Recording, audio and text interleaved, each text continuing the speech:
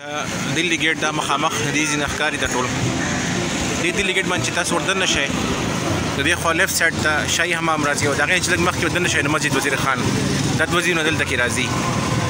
صحیح شوله. دا تاسو په ګوګل میپ باندې سرچ کولی شئ. ډېر تاریخي ځایونه ډېر زبردست ځایونه دلته خامخا چکر ته راشئ تاسو.